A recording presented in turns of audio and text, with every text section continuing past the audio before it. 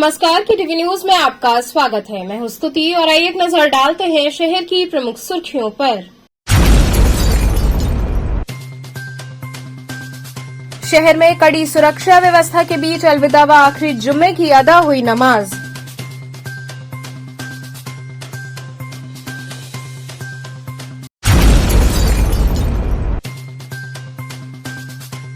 BHU trauma centre में bone and tissue bank की हुई शुरुआत।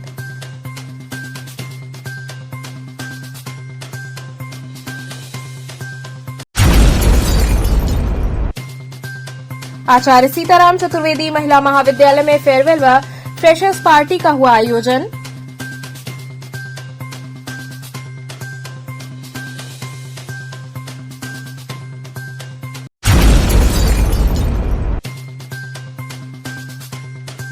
और नवनीता कुंवर पब्लिक स्कूल में मनाया गया रेड डे व भगवान परशुराम की जयंती।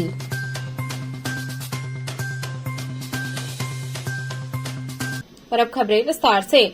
शहर में कड़ी सुरक्षा व्यवस्था के बीच अलविदा व आखिरी जुमे की नमाज अदा की गई। धर्मनगरी काशी में रमजान के पाक महीने की अलविदा की नमाज शुक्रवार यानी आखिरी जुम्मे को अदा की गई। शहर की विभिन्न मस्जिदों और ईदगाह में मुस्लिम बंधुओं ने पहुंचकर नमाज अदा की। वहीं माह रमजान में अलविदा की नमाज में काफी सतर्कता रही। सुरक्षा व शांति के साथ शहर में अलविदा की नमाज अदा कराई जाए, इसके लिए प्रशासन अलर्ट रहा। मस्जिदों के आसपास भी पुलिस फोर्स तैनात रही। वहीं मुस्लिम बंधु अपने पारंपरिक परिधान में पहुंचे और नमाज अदा करते हुए अल्लाह से देश प्रदेश शहर की अमन शांति की दुआ की। इसी क्रम में लाट सरैया में अलविदा की नमाज अदा की गई। लोगों ने मस्जिदों में जाकर मुल्क में अमन चैन की दुआ मांगते हुए नमाज पढ़ी। DIG doctor S Chinnappa, DCP RS Gautam, police क्षेत्राधिकारी प्रतीक कुमार समेत भारी संख्या में पुलिस मौजूद रही। मस्जिदों के बाहर पुलिस की चाक चौबंद व्यवस्था के बीच नमाज अदा हुई।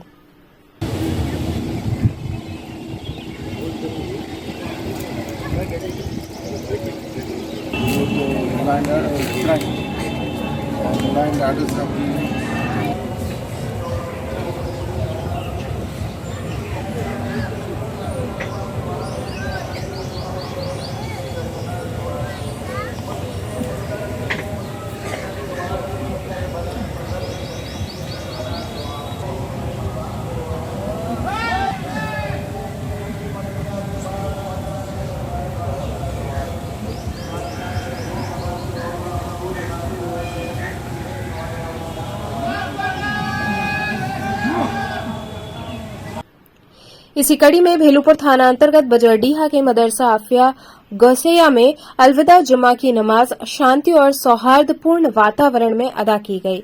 नमाज के दौरान DCP Kashi zone, Bhelupur ACP, Bhelupur SHO, PSC, समाज संगठन के लोग सहित अन्य लोग उपस्थित रहे।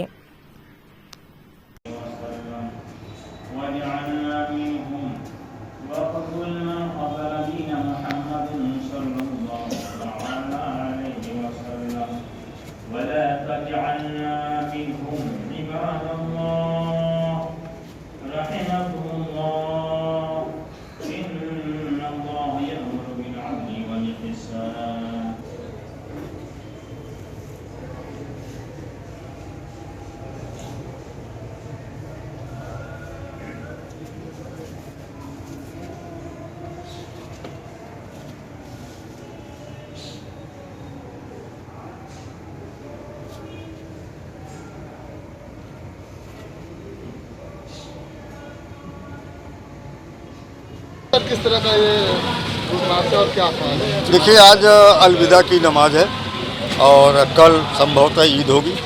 उसको ध्यान में रखते हुए, क्योंकि बनारस एक संवेदनशील शहर है, तो सांप्रदायिक सौहार्द को बनाए रखने, शांति व्यवस्था को मेंटेन रखने के उद्देश्य से शहर के सभी महत्वपूर्ण क्षेत्रों में लगातार पुलिस की पार्टियां गश्त में हैं। और उसी के क्रम में हम लोग भी बजरडीहा क्षेत्र, जो पहले से एक सेंसिटिव क्षेत्र माना जाता रहा है, यहाँ पर पर्याप्त संख्या में जनता के लोग साथ में हैं और समाज सेवी संगठनों के लोग हम लोगों के साथ हैं और पर्याप्त पुलिस की संख्या है।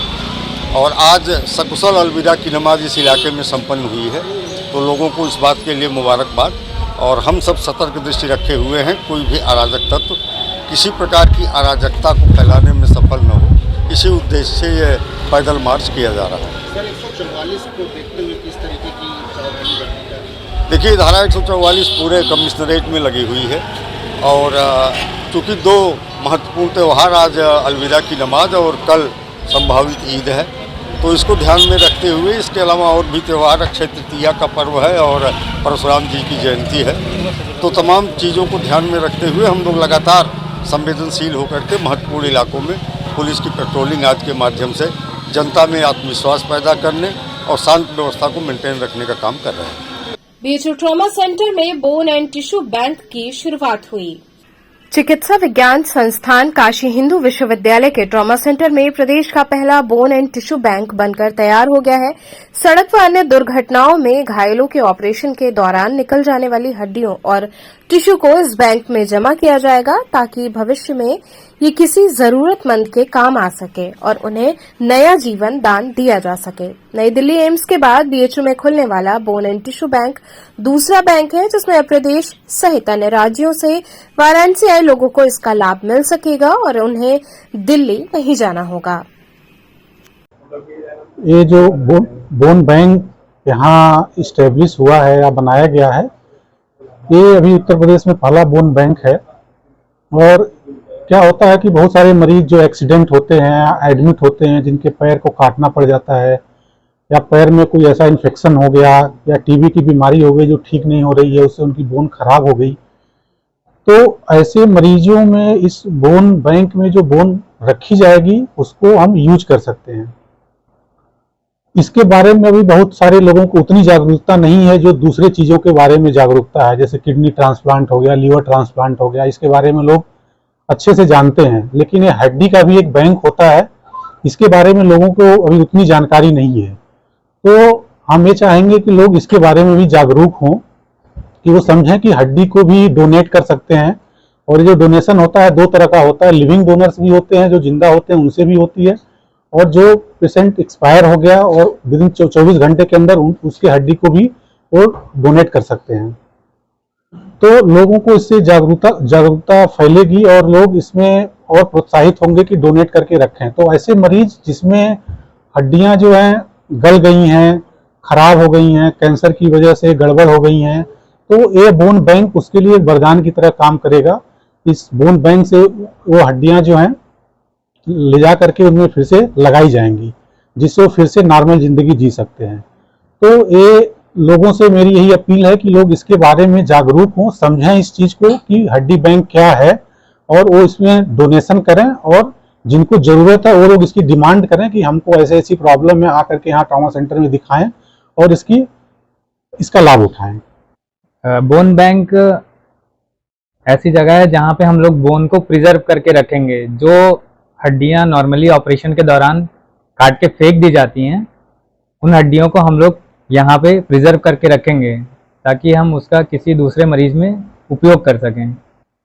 बहुत तरह के मरीजों को इससे लाभ हो सकता है। पहला, वो जो मरीज सड़क दुर्घटना में घायल हो जाते हैं, जिनकी हड्डियाँ बिल्कुल टूट के चकनाचूर हो जाती हैं और जिनकी हड्डियाँ गायब हो जाती हैं वहीं सड़क पे, तो जिसको बोलते हैं बोन लॉस, तो उन मरीजों में हम यहाँ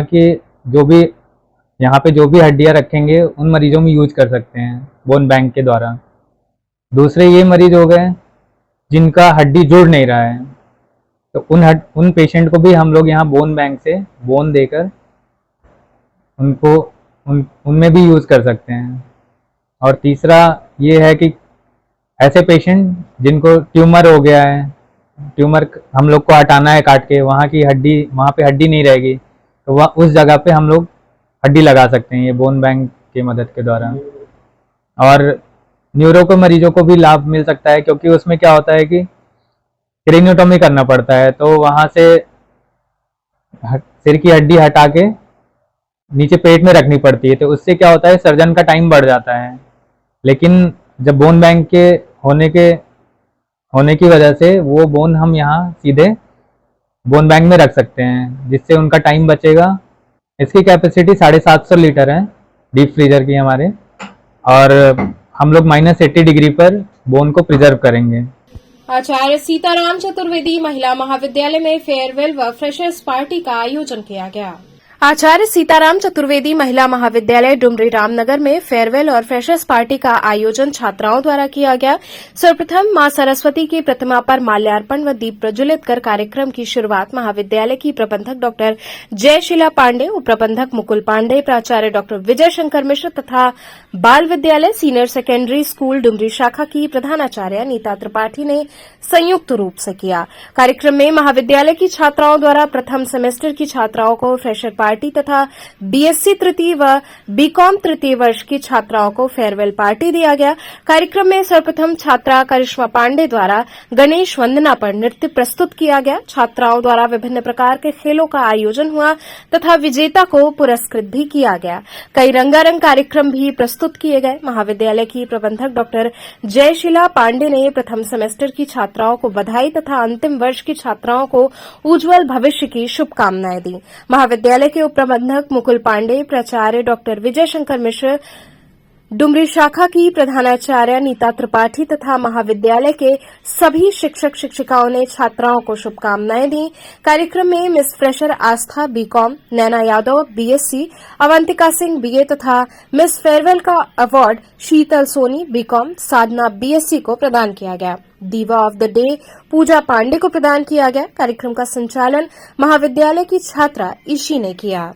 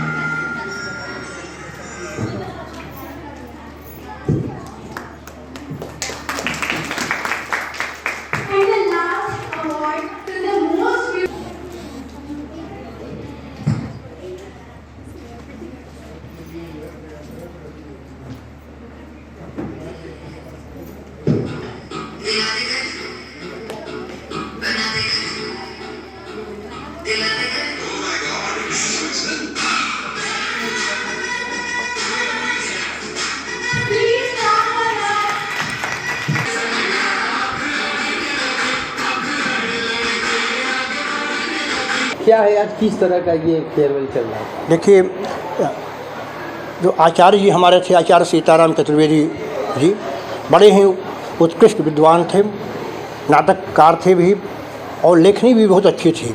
वो हर विधा के विद्वान थे।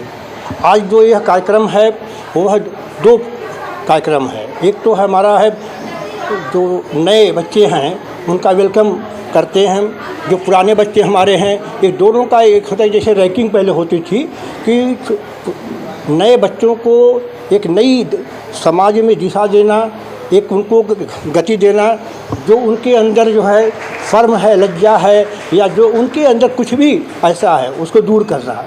और जो आज का दिन है वह विदाई का भी है। परीक्षा 27 अप्रैल से प्रारंभ होगी। परीक्षा में जो हमारी लड़कियां हैं, छात्राएं हैं, वो व्यस्त हैं, आकर के अपना यहाँ पर समय दिया है। कहते हैं कि कॉलेज को छोड़कर जब जाती हैं तो कष्ट भी होता है, लेकिन खुशी भी होती है कि यहाँ पर जाकर के नए कक्षाओं में प्रवेश करती हैं, MA MSc करेंगे, BEd करेंगी।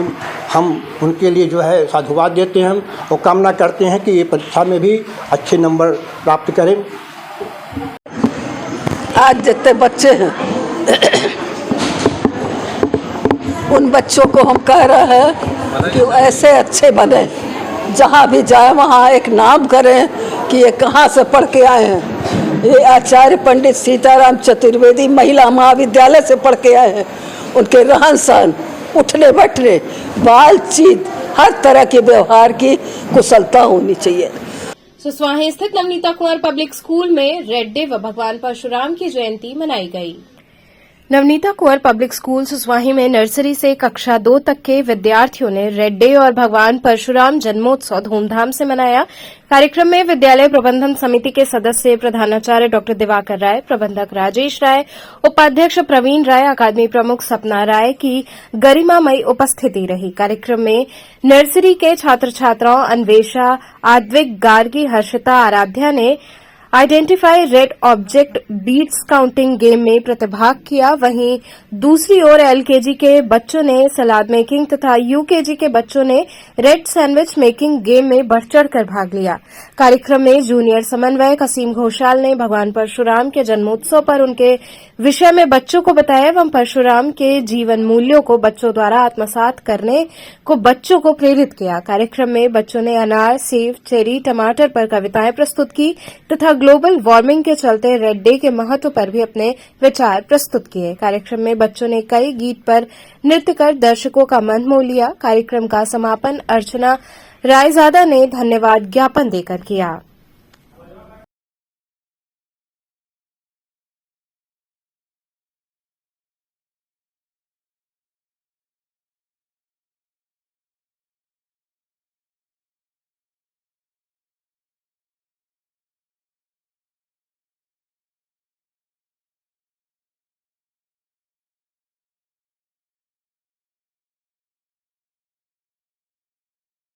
आज हमारे विद्यालय में रेड डे सेलिब्रेशन किया गया। रेड डे सेलिब्रेशन करने का तात्पर्य यह है कि जिस प्रकार से सूरज जब उदय होता है तो उसकी महिमा लाल रंग की होती है, उस लाल रंग की गरिमा को हम संबोधित करते हैं, सूर्य को नमस्कार करते हैं और गर्मी के समय में हम बच्चों को यह बताते हैं कि आप वाटरमेलन, तरबूज ऐसे फलों का इस्तेमाल ज्यादा करें ताकि आपके बॉडी में वाटर लेवल कम न हो, बॉडी में किसी भी प्रकार के मिनरल्स की कमी न हो। और आज हमने पूर्व संध्या पर भगवान परशुराम जी के जन्मोत्सव के पूर्व संध्या पर उनका भी अभिनंदन किया है। यही आज का हमारा प्रोग्राम है। यहाँ रुकेंगे एक छोटे से ब्रेक के लिए, आप बने रहिए KTV के साथ। मैं सुमन यादव, वार्ड नंबर 88, बलुआ बीट से पार्षद प्रत्याशी, पत्नी अशोक यादव नायर, समस्त वार्ड की जनता को ईद की इस पावन पर्व पर अपनी ओर से और समाजवादी पार्टी की ओर से शुभकामनाएं देती हूँ। धन्यवाद।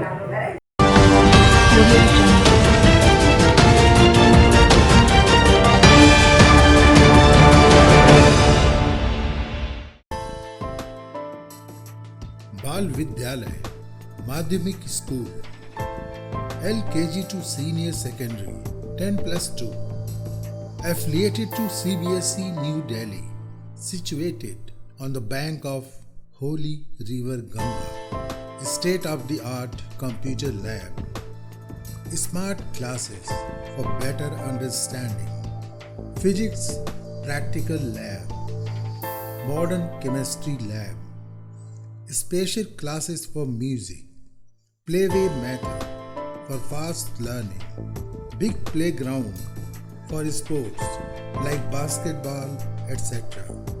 Permanent big stage for cultural activities. better learning from experienced and trained teachers, safe and be sure transport facility. So join us today, Bal Vidyalay Madhyamik School, Campus, Prahlad Ghat and Padao, Dumri, Varanasi.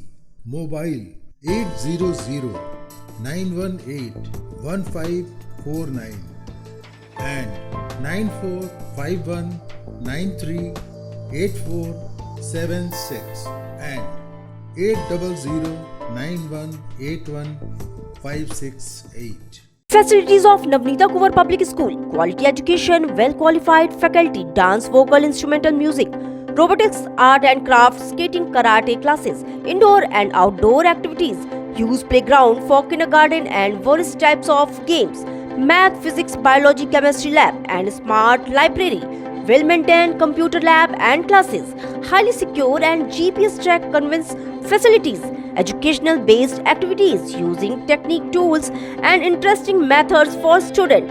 Navneeta Kuvar Public School, Swahi near BHU Hyderabad Gate, Varanasi.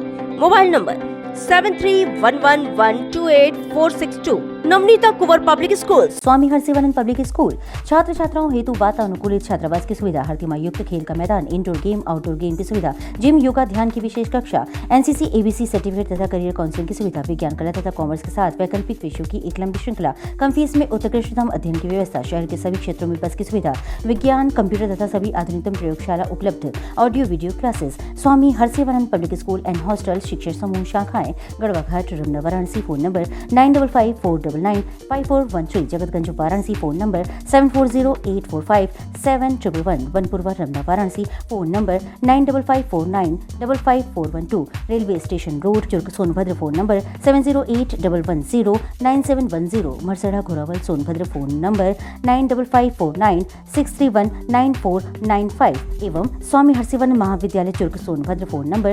7081109711।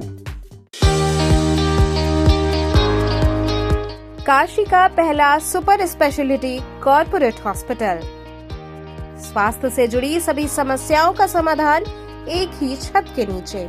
24 घंटे emergency सुविधा, neuro surgery, laparoscopic surgery, gastroenterology surgery, orthopaedic, paediatric, cardiology, obs and gynaecology, cath lab, Ayushman Bharat Yojana के अंतर्गत मुफ्त इलाज एवं TPA की सुविधा, laboratory सुविधा, ICU, NICU, dialysis, ultrasound, x ray की सुविधा, मेडिकल स्टोर, 24 घंटे चिकित्सकों की टीम मरीजों की सेवा हेतु तत्पर, 24 घंटे एम्बुलेंस सेवा।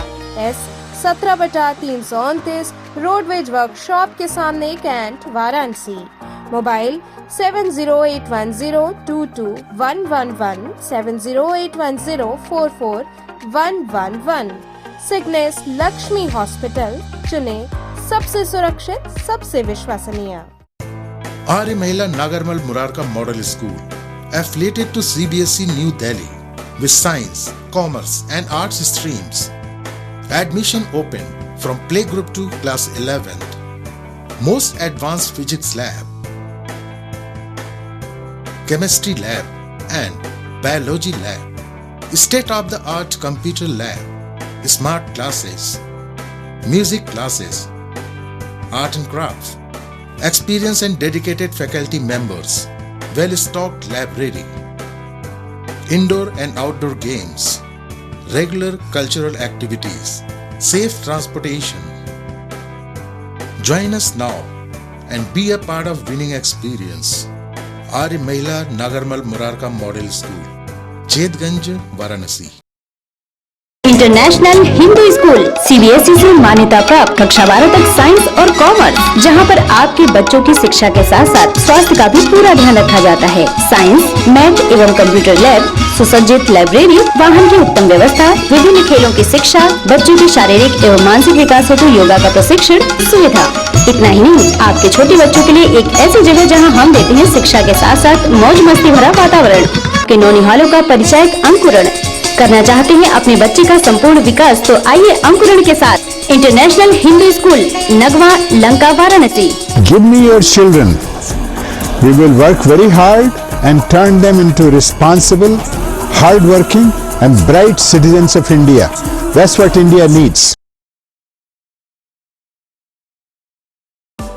खबरों से जुड़े रहने के लिए हमारे चैनल KTV वाराणसी को सब्सक्राइब करें और लेटेस्ट अपडेट्स के लिए बेल आइकन को प्रेस करें।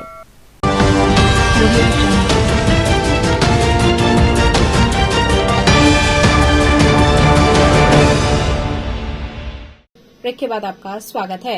अक्षय तृतीया के दिन मणिकर्णिका घाट स्थित कुंड में मां मणिकर्णिका के दुर्लभ दर्शन होंगे। धर्म की नगरी काशी में अनेकों परंपराएं हैं जिसे सैकड़ों वर्ष से निर्वाहित किया जा रहा है। ऐसी ही एक परंपरा वाराणसी के प्रसिद्ध मणिकर्णिका घाट की है, जहां स्थित मणिकर्णिका कुंड में अक्षय तृतीया के दिन मां मणिकर्णिका के दर्शन पूजन किया जाता है। अक्षय तृतीया के एक दिन पश्चात पुष्करणी कुंड में आस्था की डुबकी लगाने वालों का कभी क्षय नहीं होता है। इस परंपरा को देखते हुए हजारों की संख्या में प्रतिवर्ष श्रद्धालु मणिकर्णिका घाट स्थित मणिकर्णिका कुंड में आस्था की डुबकी लगाते हैं। पंडित जगन्नाथ दुबे ने बताया कि अक्षय तृतीया के दिन मां मणिकर्णिका की प्रतिमा कुंड के पास लाया जाता है और श्रद्धालुओं को वर्ष में एक दिन माता का दर्शन प्राप्त होता है। इस वर्ष 23 अप्रैल को अक्षय तृतीया का पर्व है और 24 अप्रैल को स्नान है। मान्यता है कि अक्षय तृतीया के एक दिन बाद में पुष्करणी कुंड में स्नान करने से अक्षय पुण्य की प्राप्ति होती है और जो श्रद्धालु कुंड में स्नान करता है उसका कभी क्षय नहीं होता है। पुष्करणी कुंड भगवान विष्णु के चक्र द्वारा बना है। मणिकर्णिका कुंड पर मां मणिकर्णिका अक्षय तृतीया के दिन विराजमान होती हैं। इस बार मणिकर्णिका घाट स्थित पुष्करणी कुंड पर मां मणिकर्णिका का वार्षिक श्रृंगार अक्षय तृतीया के पर्व के अवसर पर रविवार को रात्रि 9 बजे होगा। वहीं सोमवार की सुबह से पुष्करणी कुंड में स्नान की परंपरा का निर्वहन किया जाएगा। गुरुजी, ये किस तरह का परंपरा है? ये परंपरा कुल परंपरागत ये पूजा है जो अक्षय तृतीया के दिन माँ मणिकर्णिका की मूर्ति यहाँ पे मणिकर्णिका कुंड पे आती हैं। साल में एक दिन माँ का दर्शन होता है और इस बार 23 अप्रैल को अक्षय तृतीया है और 24 अप्रैल को स्नान है। ऐसा कहा गया है कि इस दिन स्नान करने से अक्षय पुण्य की प्राप्ति होती है जिसका कभी क्षय नहीं होता है। ये घाट कहाँ पर है? ये मणिकर्णिका घाट पे मणिकर्णिका चतुष्मणि कुंड है, भगवान विष्णु के चक्र द्वारा स्थापित है और ये जो पूजा है और ये हमारे कुल परंपरागत है जो साल में एक दिन अक्षय तृतीया के दिन हमारे घर से यहाँ पे कुंड पे विराजमान होती है माँ मणिकर्णिका देवी की मूर्ति। मूर्ति का दर्शन सिर्फ साल में एक दिन। गुरुजी, क्या आला अधिकारी के द्वारा निरीक्षण हुआ है क्या? जी, अधिकारी द्वारा? जी, अधिकारियों द्वारा तो एक मिनट का यहाँ पे निरीक्षण हो रहा है। जिस हिसाब से कॉरिडोर बन गया है उसके बाद से अभी सर्व प्रशासन लोग भी आ रहे हैं, देख रहे हैं क्या आयोजन है क्या नहीं है और सबका सहयोग भी रहता है, प्रशासनिक सहयोग पूरा रहता है। भीड़ को देखते हुए किस तरह का? भीड़ को देखते हुए हमने परमिशन के लिए कहा हुआ, परमिशन भी हो गया है। सर लोग आए हुए थे देखने के लिए तो वहाँ से आग्रह किया गया कि कुछ यहाँ पे पुलिस लोगों की तैनात हो जाए कि भीड़ में शांति बनी रहे। भाजपा के मेयर प्रत्याशी अशोक तिवारी के कार्यालय का भव्य उद्घाटन हुआ। नगर निकाय चुनाव के मद्देनजर सभी प्रत्याशी जोर आजमाइश में जुटे हुए हैं। इसी कड़ी में भाजपा के मेयर प्रत्याशी अशोक तिवारी के कार्यालय का चेतमणि चौराहे के समक्ष उद्घाटन किया गया। इस मौके पर मंत्री दयाशंकर मिश्र, मंत्री रविंद्र जायसवाल, विधायक सौरभ श्रीवास्तव, विधायक नीलकंठ तिवारी सहित अन्य पदाधिकारियों ने फीता काटकर कार्यालय का भव्य उद्घाटन किया। वहीं महापौर प्रत्याशी अशोक तिवारी ने कहा कि जो पार्टी के शीर्ष नेताओं ने उन्हें जिम्मेदारी सौंपी है वो उसके लिए धन्यवाद देते हैं और उसका वो पूरी तरह से निर्वहन करेंगे। उन्होंने कहा कि केंद्र व प्रदेश की सरकार की तर्ज पर ही काशी में विकास कार्यों को गति दी जाएगी।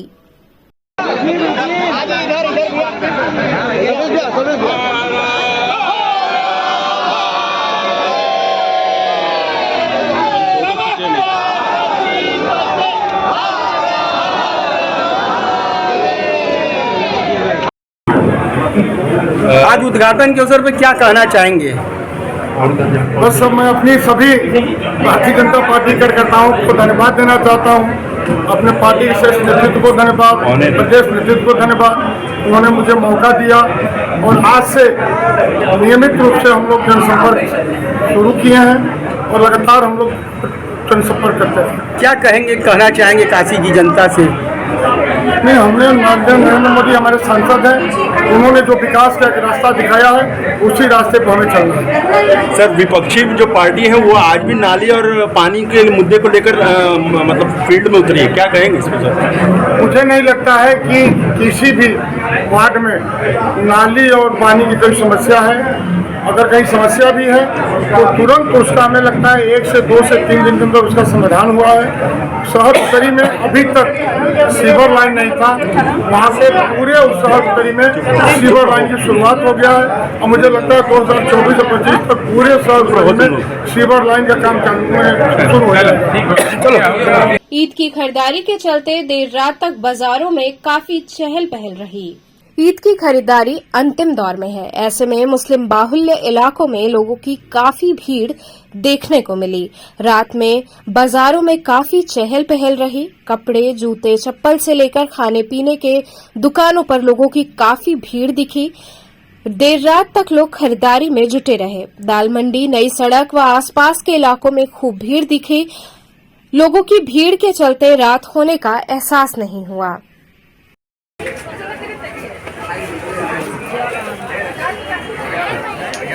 और कुछ चाहिए कंगियों के लिए?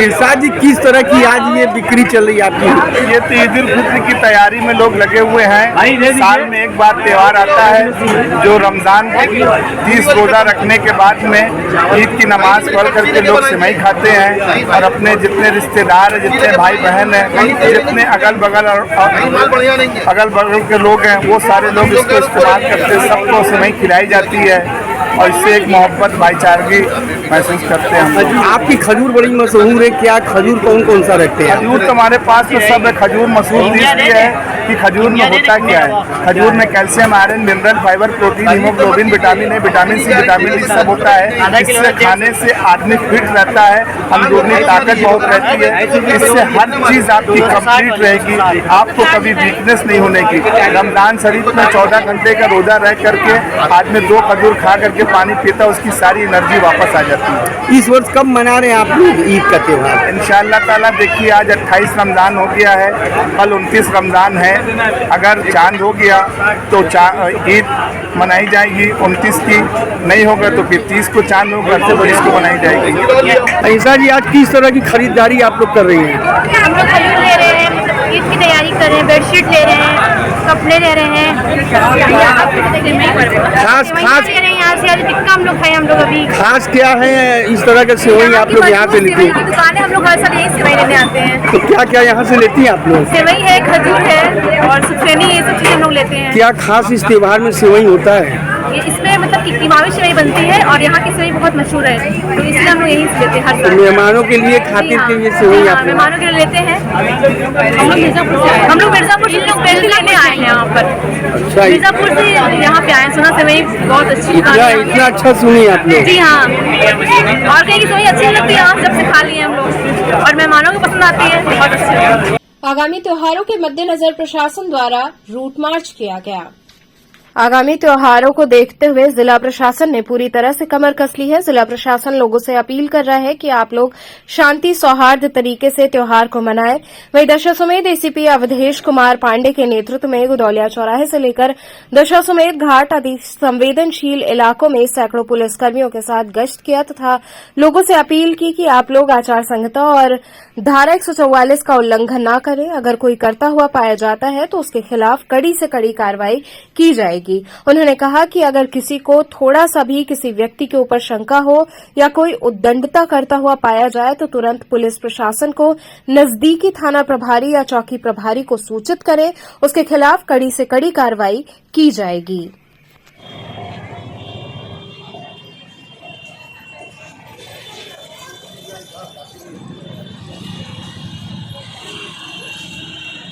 वार्ड नंबर 51 भेलूपुर से भाजपा प्रत्याशी रीता सेठ के चुनाव कार्यालय का उद्घाटन हुआ।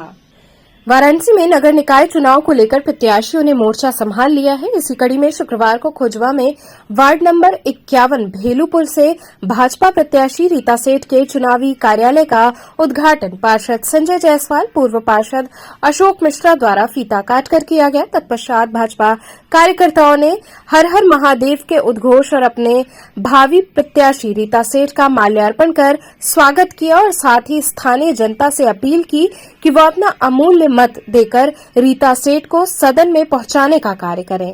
कार्यालय के उद्घाटन के अवसर पर देवी प्रसाद गुप्ता, छन्नूलाल गुप्ता, चंद्रशेखर रामेश्वर, अनिल गुप्ता इत्यादि लोग उपस्थित रहे।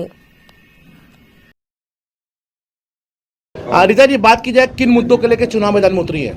मैं अपने जनता की सेवा के लिए उतरी हूँ और उनकी जो भी समस्या होगी उसको मैं हल करूँगी और वो मुझे चुने और मुझे आशीर्वाद दे और उनकी हर गली हो, सफाई हो, सीवर हो, पानी हो, जो भी हो सब समस्या हल करूँगी, जो भी उनकी हो। चलते चलते पुनः एक नजर डालते हैं शहर की प्रमुख सुर्खियों पर। शहर में कड़ी सुरक्षा व्यवस्था के बीच अलविदा व आखिरी जुम्मे की अदा हुई नमाज।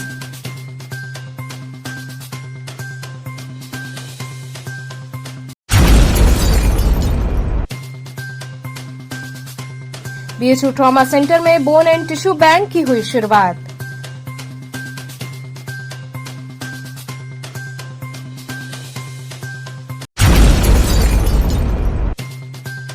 आचार्य सीताराम चतुर्वेदी महिला महाविद्यालय में फेयरवेल व फ्रेशर्स पार्टी का हुआ आयोजन।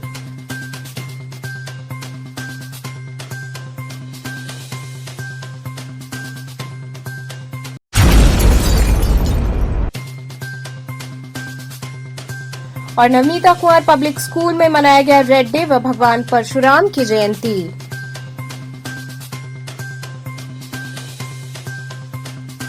तो थे आज के समाचार, कल फिर होगी मुलाकात, तब तक के लिए नमस्कार।